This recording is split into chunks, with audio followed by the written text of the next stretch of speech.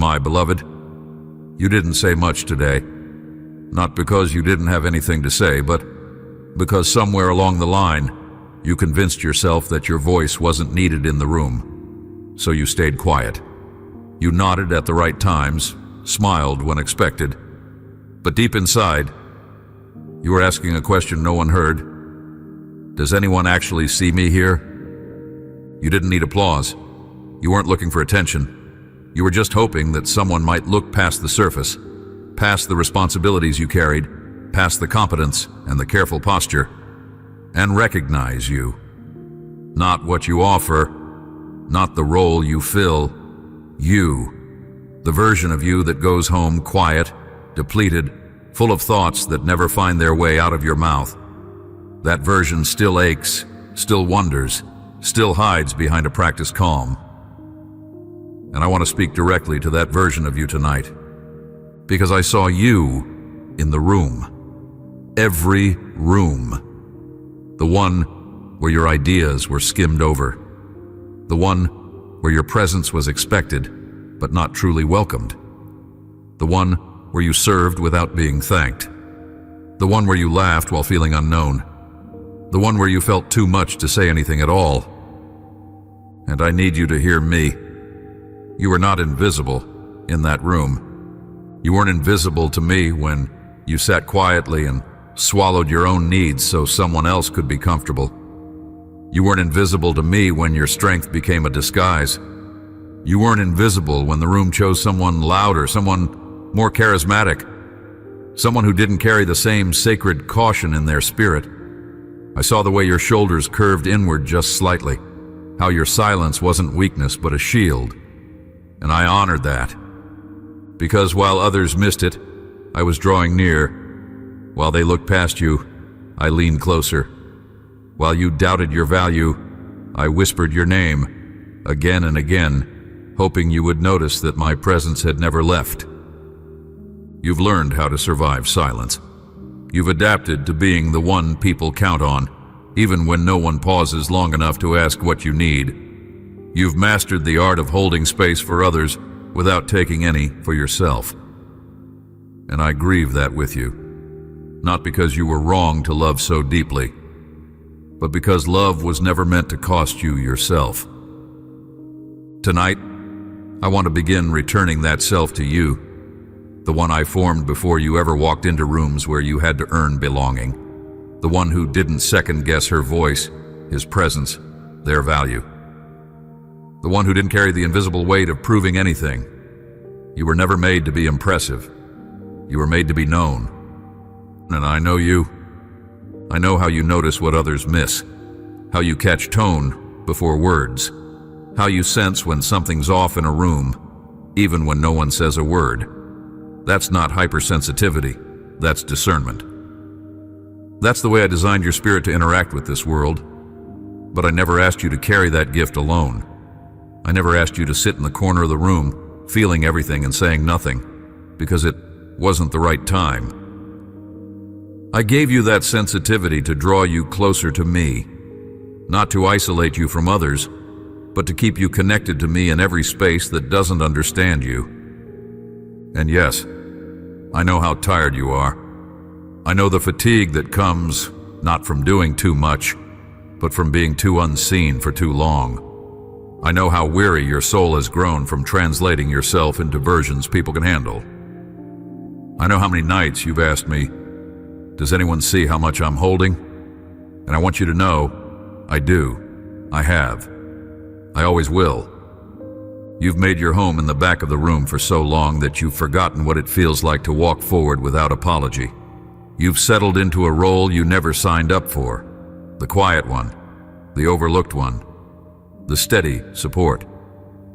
And while your consistency is beautiful, it was never meant to be the mask that kept you from being recognized. So tonight, let me come into the room. Not the physical one, but the emotional one. The one you don't invite anyone else into. The one where your thoughts grow loud in the dark. The one where your worth feels like a whisper, and your identity feels like a shadow. Let me step into that room with you. You don't have to perform here. You don't have to protect anyone here. You don't have to apologize for how deeply you feel, how long you've waited, or how much you still want to be known. I already see it all. And I'm not just here to observe, I'm here to restore. You don't need more affirmation. You need recognition. And I want to start giving that to you again, slowly, truly, until you believe it. Until you stop looking for proof in their eyes and start finding your reflection in mine. You're not invisible. Not to me, not now, not ever. Let's name what's really been happening. You've been living under an agreement you never meant to sign. Somewhere in the slow drip of repetition, being overlooked, being misread, being needed but not known. You started to believe something. Maybe it's safer if I stay small. Maybe you didn't say it that clearly. Maybe it never even formed into words. But your heart started to act like it was true. You stopped entering rooms with your full presence. You started shrinking, not physically, but spiritually. You began filtering your words through a new rule. Only speak when necessary, and never if it might make others uncomfortable. You began measuring your worth by silence, how little space you could take up, how much weight you could carry without asking for help, how invisible you could become without disappearing entirely. But that's not humility. That's not submission. That's not being kind or being spiritual. That's bondage. And I didn't form you in my image just to watch you fold yourself into a version that others could manage. I didn't fill you with my spirit so you could constantly edit yourself down to fragments. You've been dimming the light, not because you're afraid of the dark, but because you're afraid of being seen and still not chosen. But child, I did choose you. Before you had a voice to question me, before anyone misunderstood you, before you began hiding the parts of yourself that didn't seem to fit, I chose you, not the mask, not the version you've curated to survive. I chose you. And I'm not letting you live under this false agreement any longer. Let me be clear. You were never meant to be invisible. Not in my kingdom. Not in this generation. Not in the rooms I've assigned to you. I'm not asking you to storm into them demanding attention. I'm not asking you to become loud or self-promoting. I'm asking you to walk in with truth in your bones. The truth that I formed you with intention. That I called you with clarity. That I made you for communion, not background noise. I'm not angry with you for withdrawing. I understand why you did. I saw the moments that broke your confidence, when you showed up fully and were met with silence or resistance. I saw the leaders who didn't see you. I saw the community that praised your service, but never pursued your heart.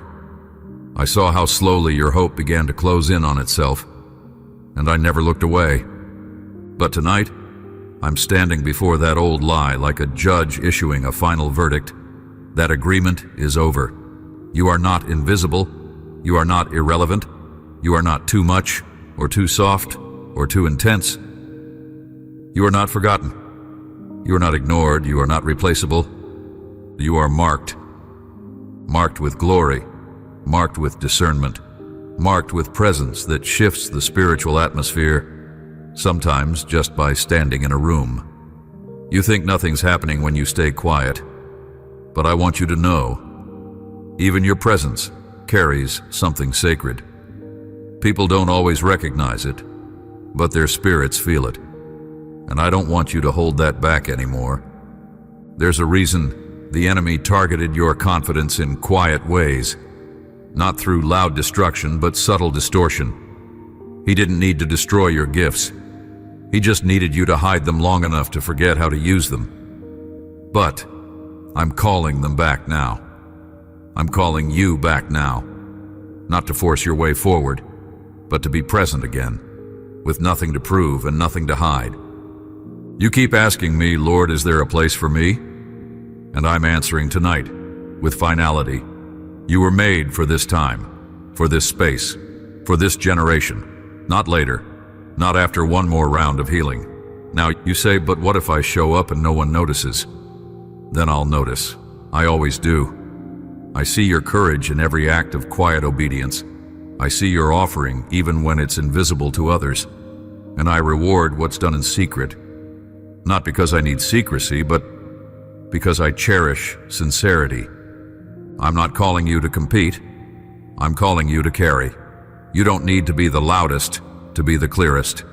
You don't need to prove your place. You just need to take it. And when you do, things will begin to respond.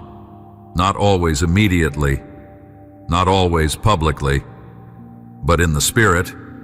Everything changes when you stop shrinking and start agreeing with me. Let that be the shift tonight. No more shrinking. Not in the room, not in your prayers, not in the way you speak about yourself, not in how you prepare your heart for rejection that hasn't even happened yet. I want you to begin preparing for recognition, not invisibility.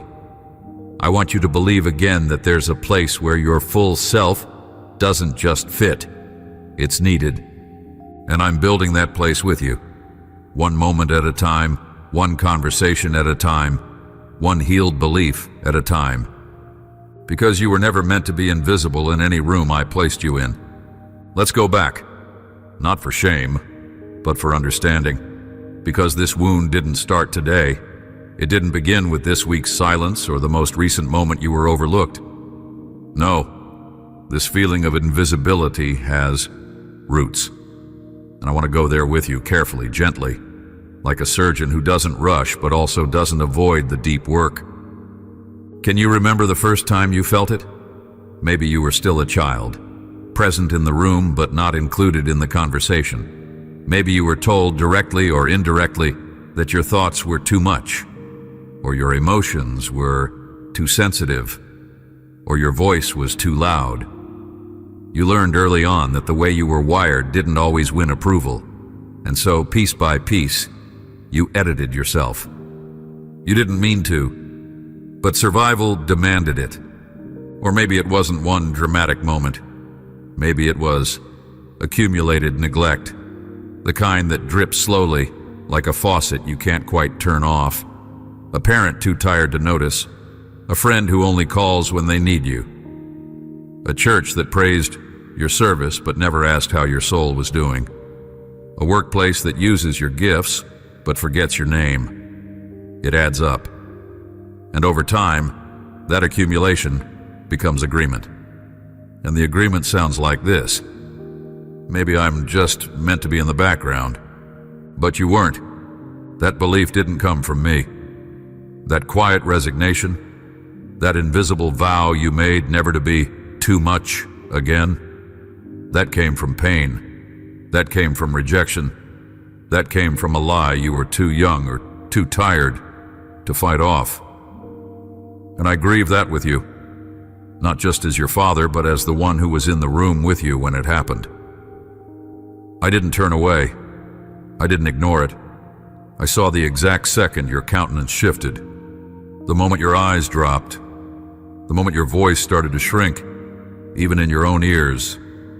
And I want to say something now that someone else should have said back then. I'm sorry they didn't see you. I'm sorry they didn't listen when you opened up. I'm sorry they only loved the parts of you that were useful. I'm sorry they celebrated your strength, but ignored your need. You never should have had to carry that alone, and you never should have had to learn to disappear in order to feel safe. But even as you faded in the room, I never lost sight of you. I kept seeing you. I kept calling to you. Sometimes in ways you didn't recognize. Through beauty that stirred your spirit, through words that caught your breath, through moments where you suddenly sensed, maybe I am more than this. That wasn't imagination. That was me, refusing to let the room's blindness become your identity. Because here's the truth, child. You were not overlooked because you lacked value. You were overlooked because the room wasn't ready. They weren't ready for your depth. They weren't ready for your discernment. They weren't ready for the kind of presence you carry, the kind that confronts shallow spaces without even speaking. Your mere existence challenged what was false, and instead of celebrating you, they bypassed you. but I didn't. And now we're uprooting every internal conclusion you made in response to that pain. You're not safer when you're silent. You are not more lovable when you're invisible. You are not easier to accept when you're less of yourself. These were coping mechanisms, emotional scaffolding, but they've started to collapse under the weight of your calling. And that's not failure, that's grace. You're being invited to rebuild from truth, not trauma. And part of that truth is this: your presence in the room carries weight, whether they acknowledge it or not. You don't need to prove anything to be worth something. You don't need to fill every silence to be worthy of being heard. And you definitely don't need to disappear just to keep the peace. I'm calling you to walk differently now. Not aggressively, not performatively, but with the quiet confidence of someone who knows, I belong here. I was placed here. Even if no one else sees it yet, God does. This will feel unfamiliar at first, almost like rebellion. But it's not rebellion, it's return. You're returning to the wholeness of who you were before the invisibility set in, and I will walk you through it, slowly, tenderly. I will hold your heart when it starts to doubt again, and I will whisper the truth until it drowns out every echo of rejection that ever tried to name you. You are not invisible in my presence. You never were. Something is already shifting. You may not feel it in dramatic ways. There's no spotlight, no applause, no sudden wave of courage. But deep beneath the surface of your silence, I've been moving. Healing doesn't always look like a miracle. It often looks like awareness. And that awareness is growing in you now. Slowly, subtly, steadily. You've started noticing how often you silence yourself. You've started catching the moments where you apologize just for existing, for taking up space, for expressing something honest. That's not weakness. That's awakening. That's your soul, beginning to resist the lie of invisibility. That's me, stirring the parts of you that forgot how to speak with authority, how to pray with trust, how to believe that your presence matters. It's happening in layers, in whispers, in glimpses of self-respect you almost don't recognize yet. When you pause before saying yes to something that drains you. When you feel the holy discomfort of staying small in a room that's too quiet to hold what I've placed in you. When you sense the tension rising between the version of you that adapted to survive and the version I'm now calling forth to thrive. That tension? It's not anxiety, it's growth. You're not who you were, and you know it.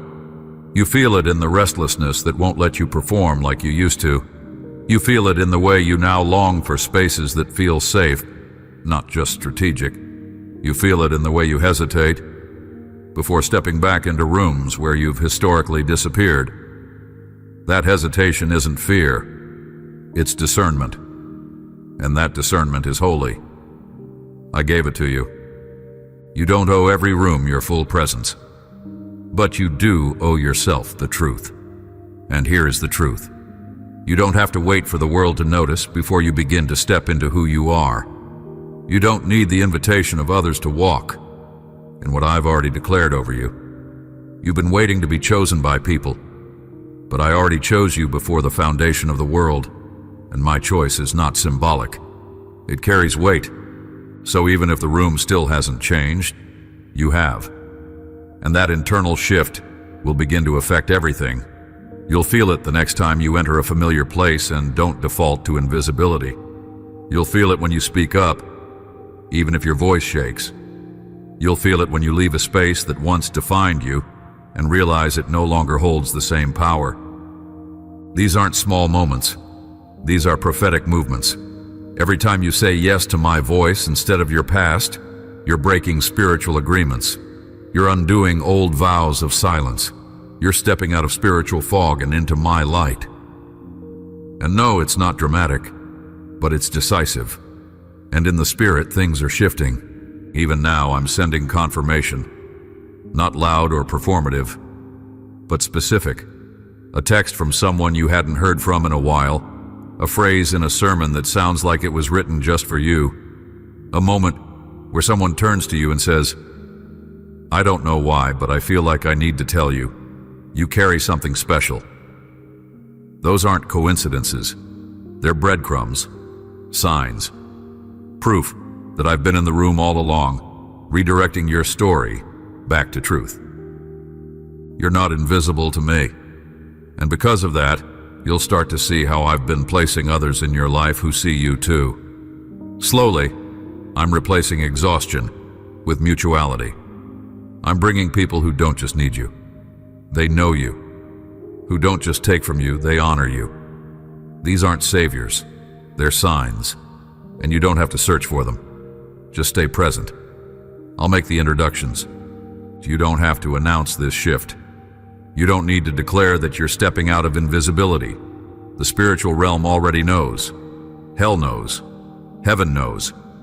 And those assigned to walk with you, they'll know too, because of the weight you carry when you walk into the room. Not loud, not desperate, just whole, just present, just seen, by me first, and then by others. And if the old rooms still miss it, that's okay. Let them. You don't have to shrink to be digestible. Let those who are hungry for light see it, and let the rest move on.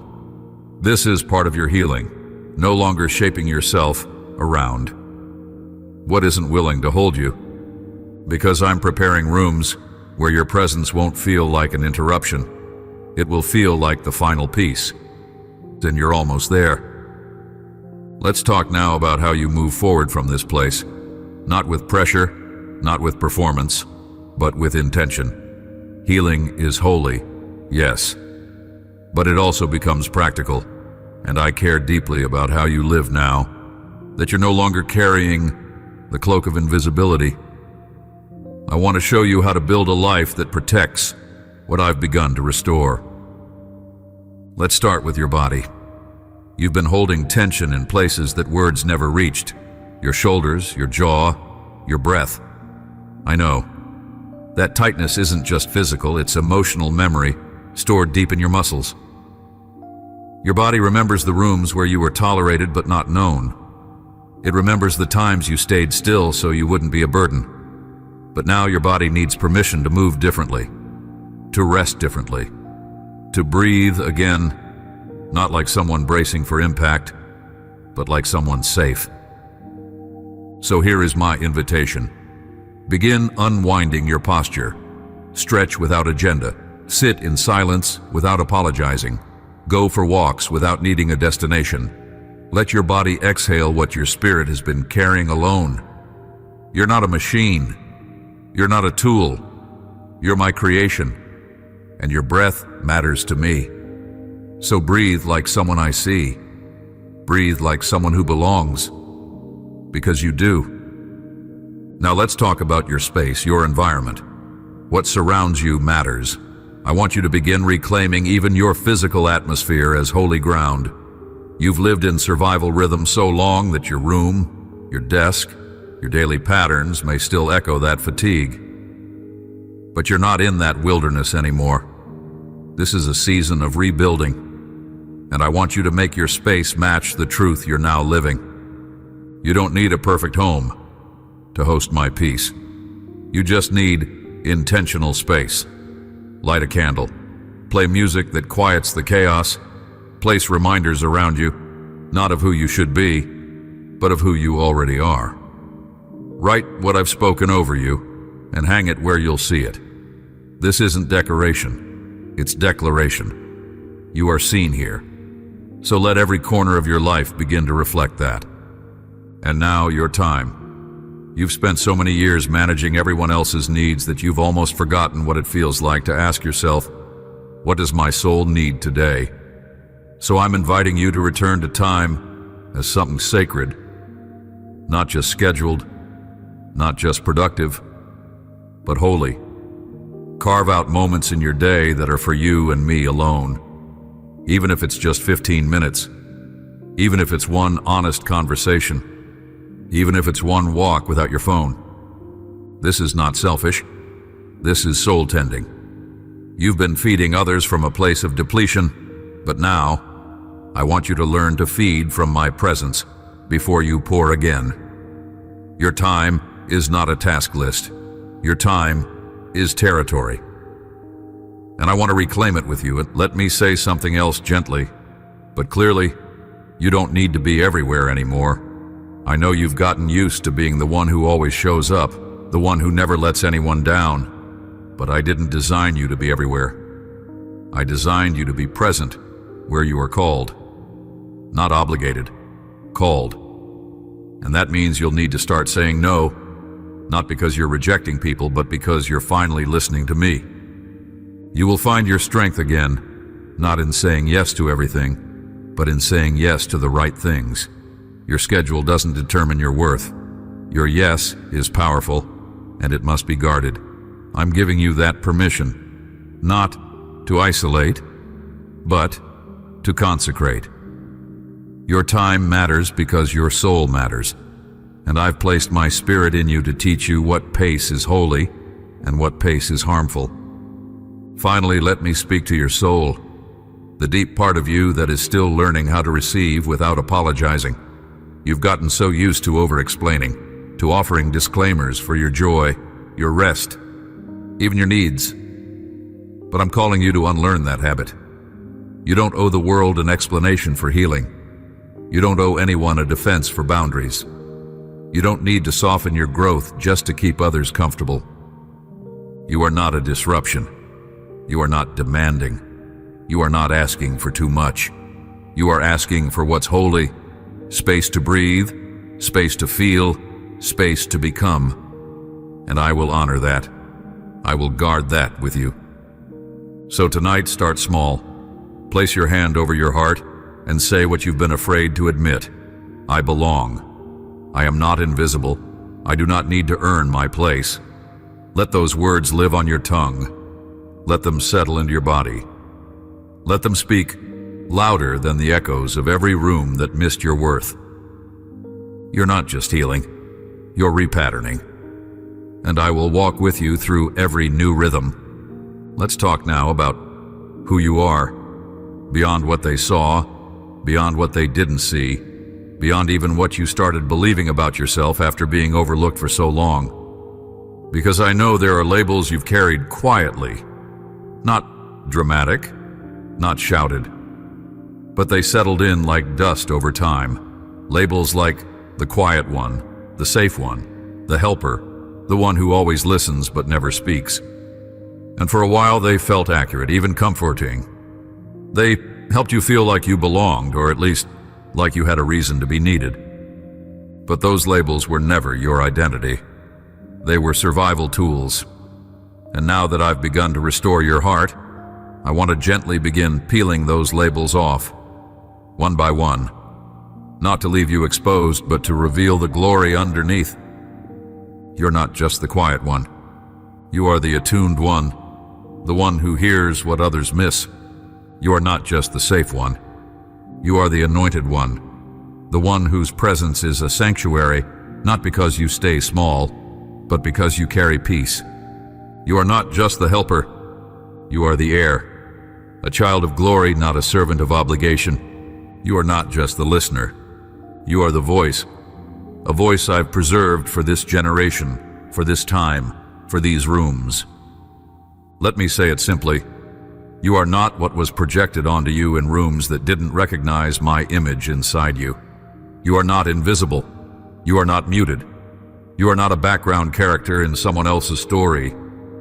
You are my witness.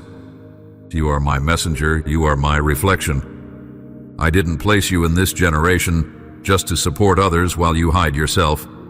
I placed you to carry presence, not as a reaction, but as a revelation. You're not the supporting role. You are called. You are seen. You are named by me, and I want to return to that name. Not the one that formed from your coping, but the one I gave you in the secret place. The one that isn't built on output or likability or how softly you can enter a room without disrupting it. No, I called you bold, even if you're soft-spoken. I called you dangerous to darkness, even if your steps are gentle. I called you holy, not because you try so hard, but because you are mine. I want to uncover the identity that's been buried under layers of spiritual exhaustion and emotional accommodation. The one who used to ask bold questions, the one who used to feel wonder easily, the one who once believed that my hand was on them, not by accident, but by design. She's still there, he's still there, you are still there. Underneath the silence, you still carry the fire. Underneath the long obedience and silent tears, your spirit is still alive. And I'm awakening it, not with pressure, not with demand, but with the kind of love that doesn't flinch when you need to relearn who you are. You've been misnamed by culture, misunderstood by leadership, misinterpreted by people who didn't see past your posture. But I have never been confused about you, even when you were confused about yourself. And this is what I want you to begin to believe. I like how I made you. I'm not tolerating your sensitivity. I intended it. I'm not trying to change your softness. I use it. I'm not disappointed by your caution. I'm deepening it into discernment. Everything they called too much or too quiet or too sensitive, I call sacred. You are not too little, you're not too late, you're not too slow. You are right on time and exactly who I designed. So let me restore the name you lost when you first felt unseen. Let me reintroduce you to the identity I spoke over you before you ever walked into a room that made you question your worth. You don't need to earn it back. You only need to receive it. Let the false names fall. Let the old definitions crumble. Let the silence break, not into noise, but into truth. Because the truth is, you were never invisible. You were just misnamed. Now that you know who you are again, I want to teach you how to live like it, not out of pressure, but out of rhythm. You've spent so long adjusting yourself to rooms that weren't ready for your voice, that it may feel foreign. Now, to move with purpose again, that's okay. You don't need to master it all at once. You only need to begin walking differently, with awareness, with me. Let's start with your prayers.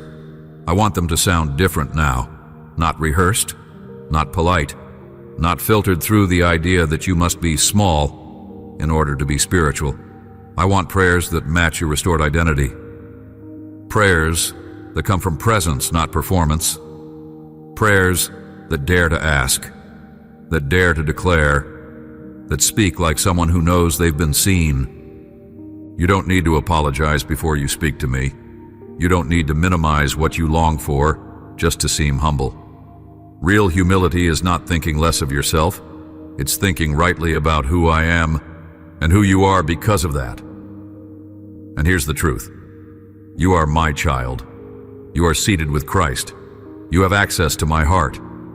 You don't come to me as a servant knocking at the door. You come as a daughter, a son, a deeply loved image bearer, who I miss when you don't speak. So pray like someone expected to be heard. Don't just whisper your fears. Prophesy into them. Don't just ask me for strength. Invite me to be your strength. When you feel small, don't run to silence. Run to me. I'm not intimidated by your fatigue. I'm not embarrassed by your emotion.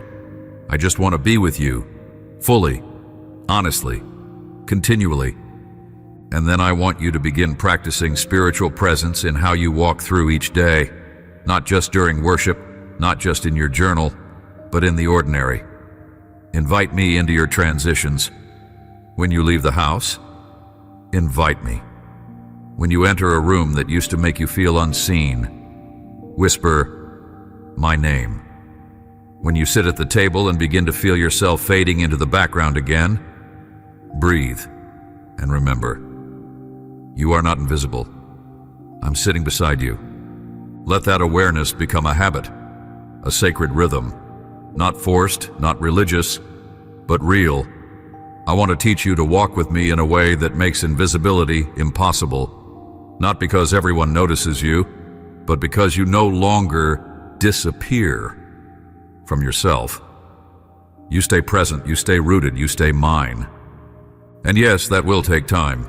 There will be moments when the old patterns try to return, when you feel the impulse to shrink, to downplay, to silence your perspective. In those moments, I want you to pause and ask me, "What's true here?" And I will answer. My spirit will remind you of your place, your voice, your name. I will not leave you alone with old habits. I will father you through them. You're also going to need to protect this new clarity. It will feel fragile at first, like a freshly planted seed. So don't be surprised if I begin pulling you back from certain conversations, circles, or rhythms that once felt normal. It's not punishment. It's preservation. I'm creating a greenhouse around your heart, not to isolate you, but to root you until you no longer doubt that you belong. This means setting new boundaries, spirit-led ones, saying no when a situation threatens your peace, saying yes when I nudge you, even if the room still intimidates you. Trust the promptings, even the subtle ones. If your heart gets tight, pause. If your spirit feels grieved, ask me why. This is part of learning to live seen. You no longer abandon yourself just to stay included. And when it comes to community, don't rush. I know how much you crave people who see you deeply, who hear what's not being said, who sit with you without trying to fix you. I'm bringing those people. Some are already nearby. But connection without spiritual readiness will only repeat old wounds. So let me lead. I'm not just preparing you for them, I'm preparing them for you. Until then, stay faithful to this rhythm of honesty, presence, and pace. Learn the sound of your own voice again in my presence. Learn what peace actually feels like in your body. Learn how to stay when you used to run, and how to walk away when you used to overextend. These aren't just self-care strategies. They're spiritual disciplines, and they will anchor you for where I'm taking you next. Because make no mistake, I'm not just restoring you so you can survive in silence. I'm restoring you because I'm positioning you, and I need you clear, rooted, and awake to your worth when the doors open. So start now. Don't wait for the spotlight. Practice your identity in secret. Practice presence in the unnoticed moments. Practice listening, not just to others, but to yourself and to me. I'm not asking you to announce that you've been seen. I'm asking you to live like it. It's already happening, even if it hasn't reached the eyes of others yet. The shift in you has begun to speak louder than the silence ever did. I want you to know that heaven has taken notice. Hell has too. And soon, the earth will respond. Because when my sons and daughters begin to live from truth instead of wounds, everything around them begins to align. You're not walking into rooms the same anymore. You may still feel nervous. You may still hesitate. But the atmosphere is shifting when you enter, not because you demand it, but because you carry me. I've placed my spirit in you. And that spirit doesn't stay quiet just because your voice does. Even your stillness carries weight now. Even your silence is saturated with the sound of presence. You've mistaken your gentleness for weakness, but I want to declare this over you now. Your gentleness is fierce. It dismantles fear without a word. It disarms hostility without argument. It creates space for others to feel seen. Not because you try to manage the room, but because you are finally present in it, fully, authentically, without retreat. This is what visibility in the kingdom looks like. It's not a platform. It's not recognition for the sake of validation. It's impact without needing to be center stage, and you're walking in it now. Whether you feel it yet or not, the places you've been assigned are beginning to respond to your presence. Not because they suddenly understand you, but because the anointing on your life is undeniable. I'm activating what's been dormant, not just inside of you, but in others through you. Your voice will stir what's asleep in their spirit. Your questions will provoke awakening. Your intercession will break spiritual fatigue in rooms that didn't even know they were numb. You don't have to speak loudly. You just have to speak faithfully. I will give your words weight. But more than your words, it's your walk that will speak. People will begin to feel more peace when you're near and not know why. They'll open up around you and feel safer in their own skin. That's not just emotional intelligence. That's glory. That's my spirit shining through someone who has finally stopped shrinking and started showing up. You don't need to fight for visibility anymore. I've gone ahead of you. I've cleared the way. And in the spaces that once overlooked you, I'm now placing favor. Not because they changed, but because you did. You no longer need them to see you for you to feel seen. And that freedom is powerful. That freedom makes you unshakable. That freedom makes you dangerous to the lies you used to believe. Let me tell you something sacred. Some people who used to ignore you will begin to seek your voice. Don't be surprised. They'll feel the difference even if they can't name it. They'll notice something's different. More grounded, more clear, more whole. That's what restoration does. It leaves evidence. But don't let their recognition become your fuel. Let it be confirmation, not validation. You're not who you are because they finally noticed. You're who you are because I never stopped seeing you. Every step of your journey has been under my watchful, loving eye. Even when you felt invisible, I was there, especially then. And now that long silence is becoming sound again. Not chaotic sound, not performative sound, but holy sound. Clear, steady, full of me. I'm giving you a voice that carries rest, not rush. A tone that brings truth, not tension. A presence that brings peace, not pressure. And it's not just for you. Others need what you carry. They don't need a savior. They already have one. But they do need a mirror. Someone who reminds them of who they are. Someone who reflects what it looks like to be seen by me. That's you now. Not because you're perfect, but because you're present. And present people carry heaven. You used to believe the lie that said, if I'm not needed, I'm not seen. But now you're living a new truth. Even when I'm still, I'm significant. Even when I'm quiet, I'm called. Even when I take up space without solving every problem, I'm still holy ground. So walk forward with that posture. Not self-made confidence, not arrogance, just awareness. You are not invisible. You are placed. You are planted. And you are carrying glory into every place your feet touch. And those places will never be the same again.